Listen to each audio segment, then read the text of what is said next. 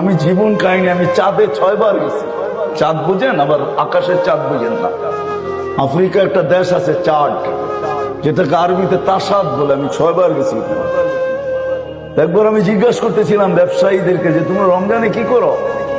তো বলছে, শোনো, নিত্য প্রয়োজনীয় বিক্রি যারা করে, প্রয়োজনীয় জিনিস যারা বিক্রি করে, ওরা ব্যতীত আমরা কেউ ব্যবসা করি না।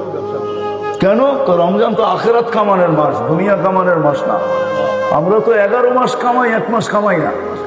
তো জিজ্ঞাসা করলাম নিত্য প্রয়োজনীয় জিনিসের দাম কিরকম হয়? তো আমাকে বলতেছে, তোমাকে মুফতি বানাইলো কে?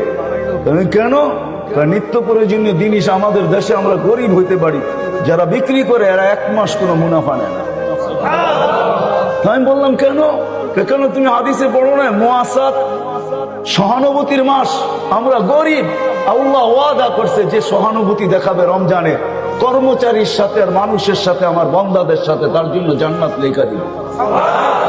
বলছে আমাদের কোন ব্যবসায়ী যেই দামে কিনা, কস্টিং যতটুকু অতটুকু দাম নেয়, কোন নিত্য প্রয়োজনীয় 1 পয়সা লাভ নেয় না।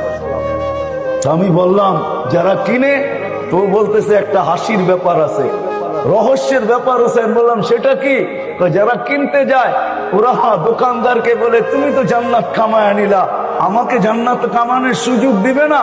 তুমি যখন আমার সাথে সহানুভূতি দেখাইলা, তুমি 1 পয়সা লাভ নিলা না, তো আমি এই টাকাটা তোমাকে হাদিয়া দিয়ে সহানুভূতি দেখাইলাম, আমিও জান্নাত পাইতেছি। বলেন লাভ বেশি পায় না কম পায়? হায় আমার জাতি যদি বুঝতো, আমি যদি মিডিয়ার মাধ্যমে জাতির খানে এটা পৌঁছাইতে পারতাম, সবাই যদি রমজানে অভ্যস্ত হতো এরকম, 1 মাস যদি আল্লাহকে দিয়া দিত, প্রস্তুতি হয়ে যেত। 1 মাস তো 70 মাস।